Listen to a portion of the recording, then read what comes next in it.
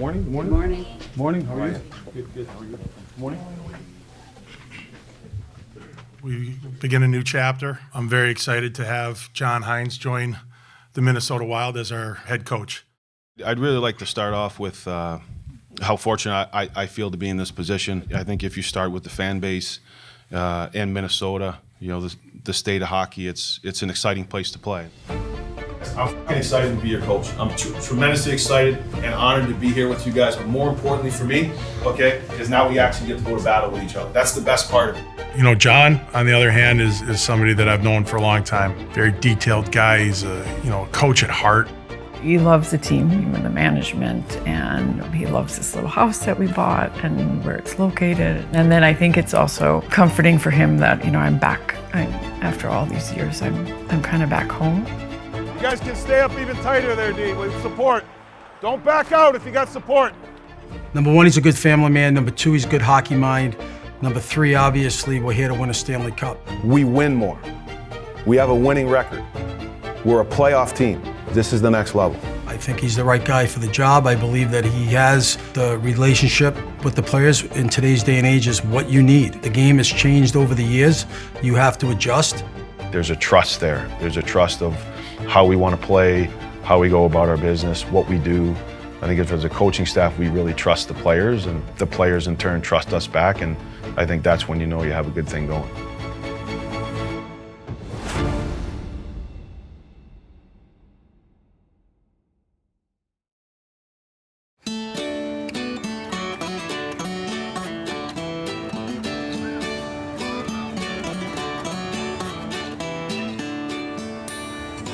Look at how many people are here. I grew up very close to here in western Wisconsin and in a small town called Hammond. And so I have flown into Minneapolis, St. Paul for years. Did a lot of stuff in the Twin Cities and went on a couple state fairs with my family. I think we can get a picture. Yeah, for sure. Thank you. Yeah. All right, boys. Take it easy. Yeah, have fun. It was the first experience for me to be able to see the state fair, and then obviously my youngest daughter has not seen it as well. So it was an opportunity obviously to do some things with the Wild, but also turn it into kind of a family situation where, you know, able to experience, you know, one of the biggest things in the summer to do in Minnesota. Look at these saunas. That's pretty cool. That one's nice with the wood fire in there. It was a little overwhelming. It's so massive and there's so many people there. Like across the street, you can if you're on a hill, you can see all the people and there's thousands of people there. I think the last one I went to was in 4th grade. Yeah, so it was a good time. It's a little different now than it was years ago. A lot bigger and it was a lot more people, that's for sure. Have fun. Thank you.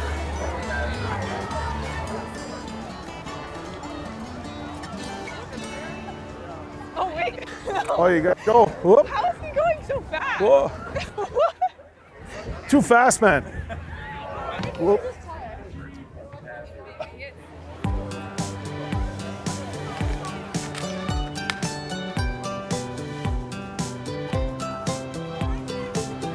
Oh, right by the patio grill. What's up, my man? How you doing, man? Great to see you. Good to see you too. How's Summer bit. Good, really good. I'm rolling. Yeah. Thank you very much, guys. Joined now by Wild head coach John Hynes. Coach, thanks so much for taking the time. Well, it's great. It's good to be here, and thanks for making the time for me. What's your favorite part of the Great Minnesota Get-Together? You know what? This is my first time coming here, but I'm amazed by the food and they have the rides and how many people can get hot tubs here. I didn't know it was that big, but it's been an awesome day so far. What else have you done this summer since the season's ended? Well, originally I went back right when the season was over. We had our exit meetings. I went back to Nashville for about 6 weeks, sold our house, and then we moved up to Minnesota around July 10th. And we've just been enjoying the Minnesota weather, and that's right. There we go, full residence now. I got to change my plates though. You mentioned hot tub might be in your future. What else is left to do here at the Minnesota State Fair? Well, so much. I don't know. I might have to hit a couple rides, maybe a corn dog. We'll see. I gotta get the full experience today. Favorite team? Is it the Wild? How about your favorite player? Ah, good choice. Good choice. Glad you got the job. All right, thanks, man. Appreciate it.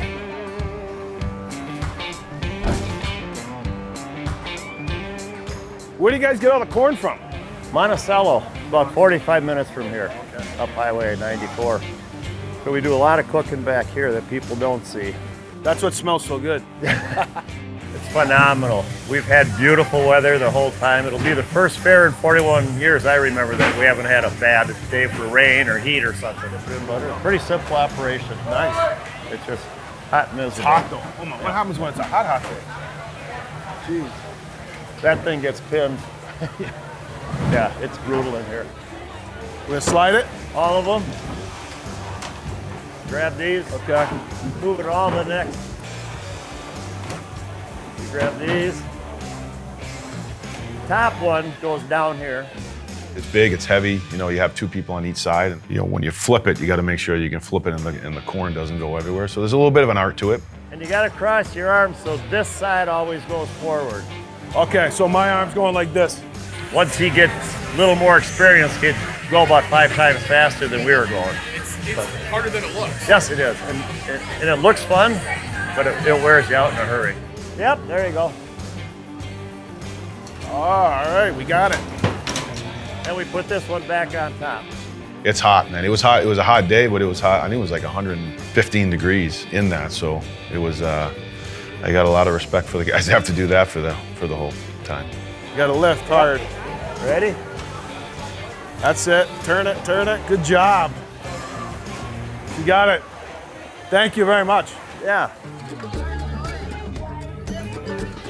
There's so much stuff to do here with the lake and the fair and hockey and everything. It's really nice to just have him here and just have all this stuff to do and like bond with him.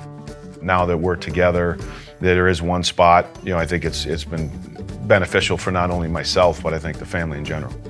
This summer was a little bit of a mess because we were getting here, then we were trying to get our 2 oldest away and still unpacking boxes. So I'm sure that now this next summer we'll be able to relax a little bit more and enjoy all the nice weather Minnesota has for the summer.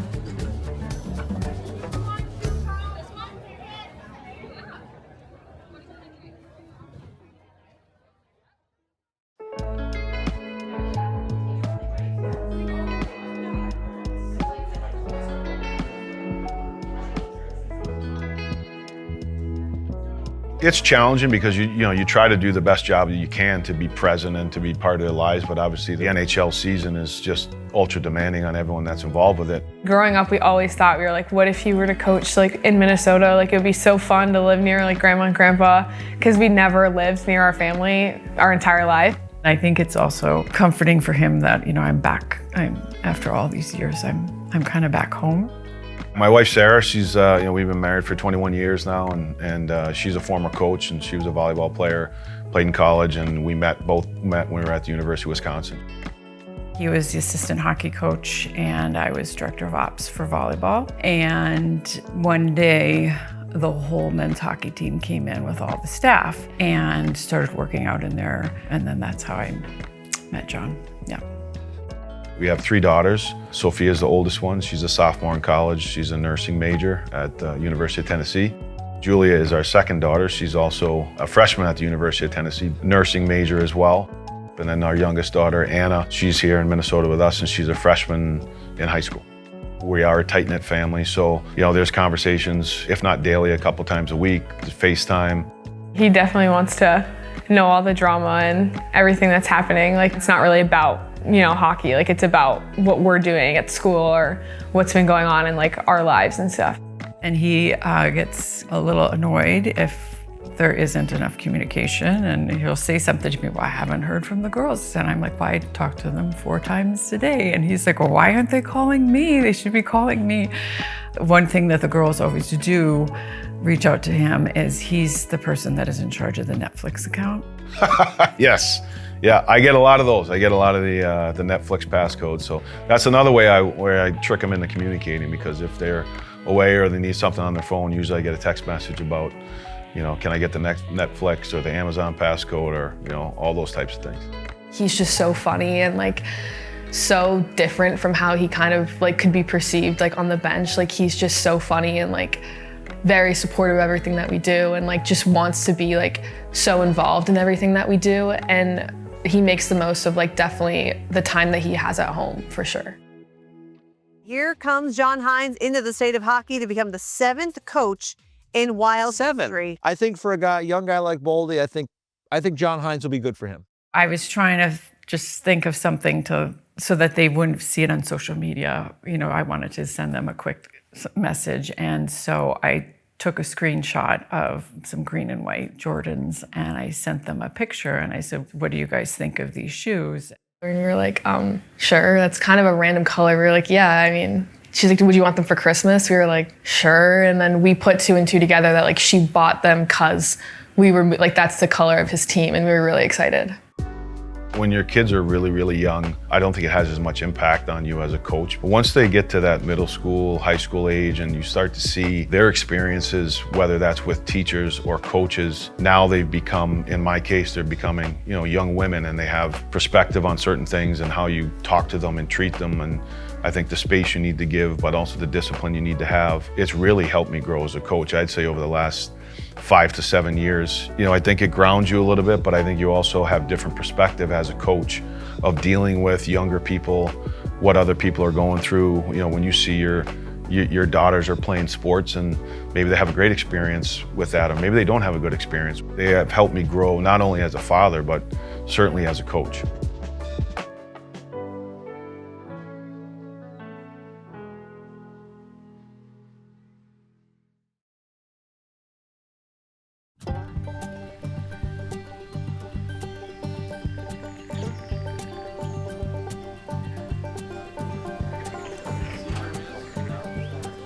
So up, down, same side, bang, stay on the rail, cut it again. Doesn't matter where that D goes. Any questions? We usually have a coaches meeting at the end of the summer in Brainerd. You're seeing the play goes on, right? Maybe the shot comes on this side, I could front it, but now there's not a battle. It's a great, few days to spend with some people that you haven't seen in a while, or somebody that's new to the staff, but it kind of breaks it up because once training camp starts, it's full go. When you say close on the top side, that's the number one thing. But there might be a time in a shift where we get caught, shot, rebound.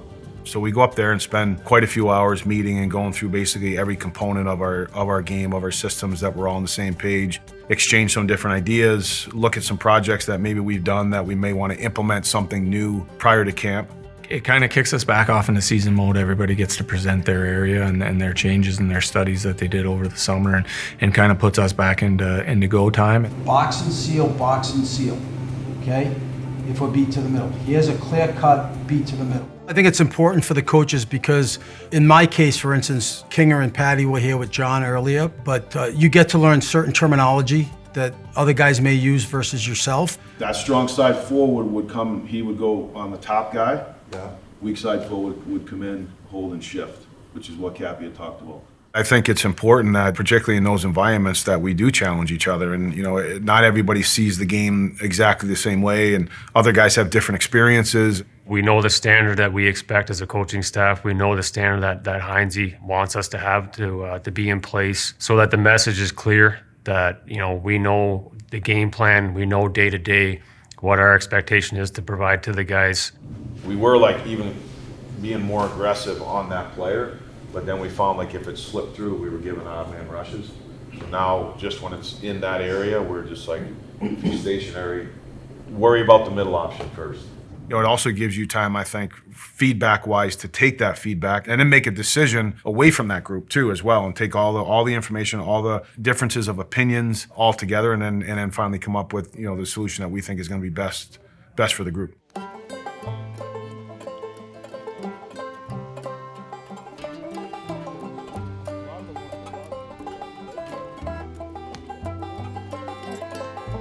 Management comes up the second day, which is great. And we have some, we go to dinner one night, and then we play golf one day in the afternoon. Oh, I don't have a speaker. Oh, no, they got them in here, actually. Do they? They got Bluetooth in here.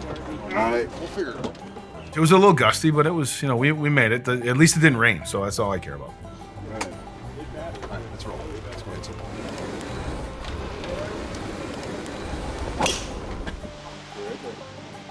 We're good? All right. Take down. It was a little chilly, a little drizzle, but you know what? Anytime that you can get the group together on the course, it's always a blast. But it was great. The management was there, all the coaches. We had a great day. Good shot. That's better. We wound up getting into the finals. We lost in the final, but it was good. It was a good, fun group to play with. Oh, yeah. Right side.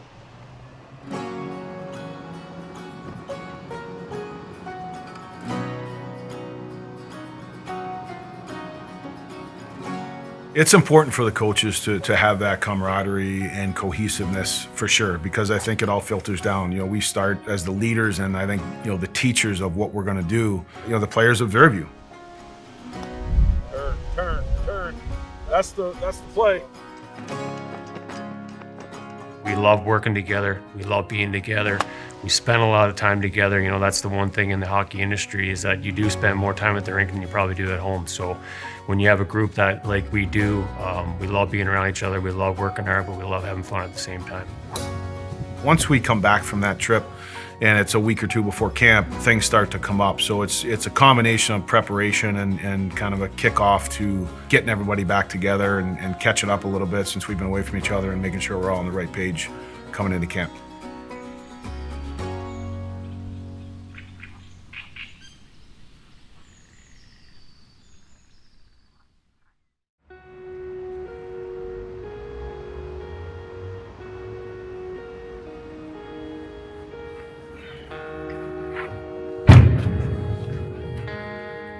I'm just gonna grab a coffee and then we'll get together.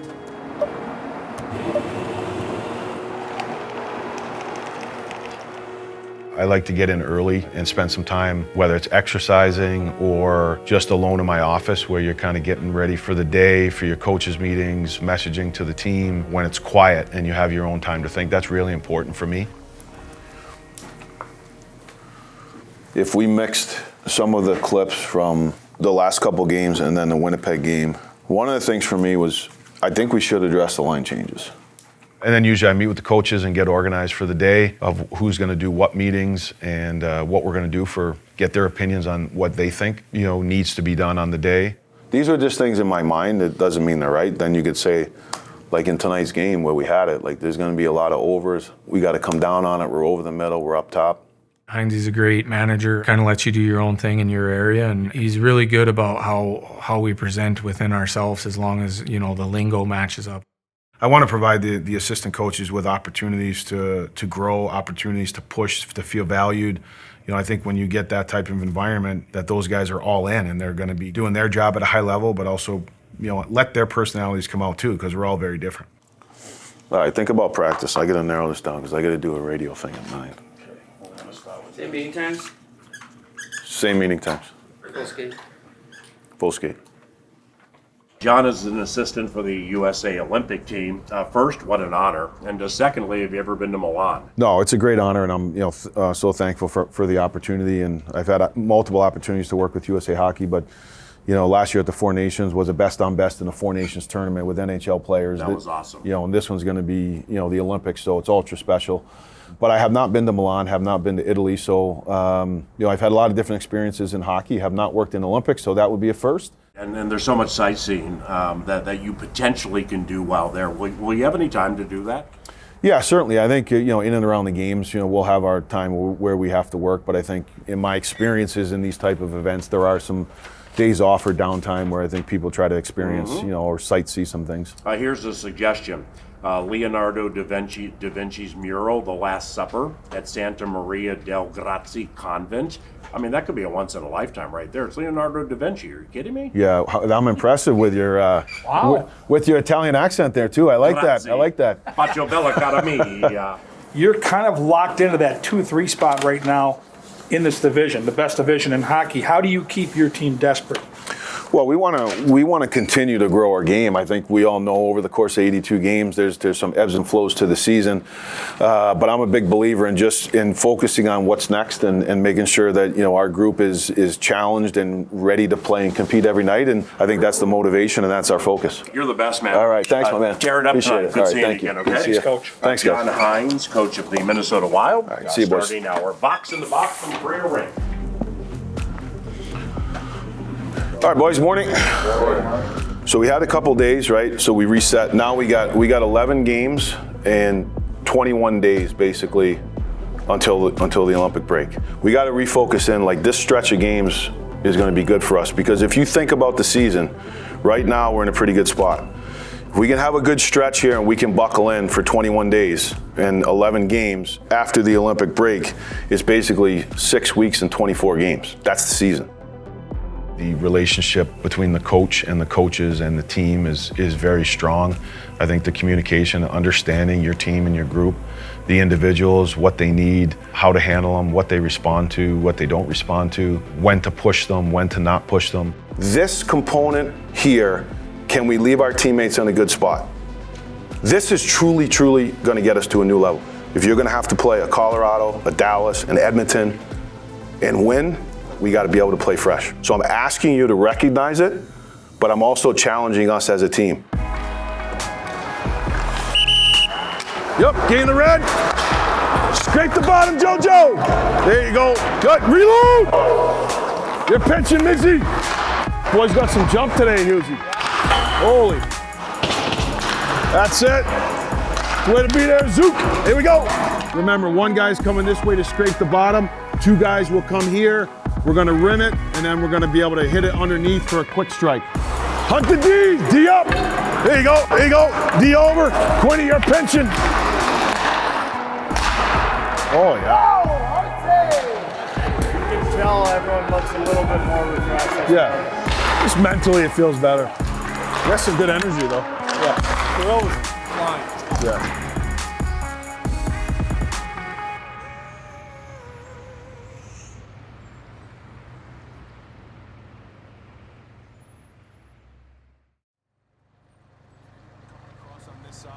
The center you're going to get picked. You'll pick up the wing. D's going to come underneath. Our net front D will take Shelfie on that one side of the ice there. Okay.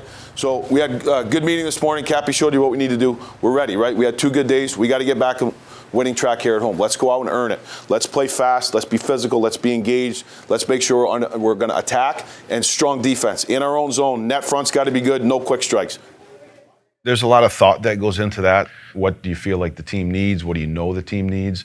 What type of tone? Is it emotion? Is it not emotion? I think that your interactions with the team and the players is very important because you can't take things back. So I think it's important that you know prior to a game what you feel is going to give the team the best chance to be in the right mindset to play the game. Let's let it rip and fly back to our winning ways, but we got to come out and earn it. All right, let's go. I think you can tell by the reaction and the feel of the room if it's kind of the right message or not. When you're walking out to that bench, you feel fully prepared for the game every time? Yes. Yeah. And why? Well, I think it goes back to preparation. I don't think that you can just get handed confidence. I think it comes from how you work and your preparation and knowing that, you've done everything you possibly can to make sure that, you yourself as the coach, your coaches and the team are prepared for battle. And when you've prepared the team and you feel like you've left no stone unturned and you're physically and mentally ready when you're walking out to the bench, I think that gives you the confidence that, now it's time to go compete.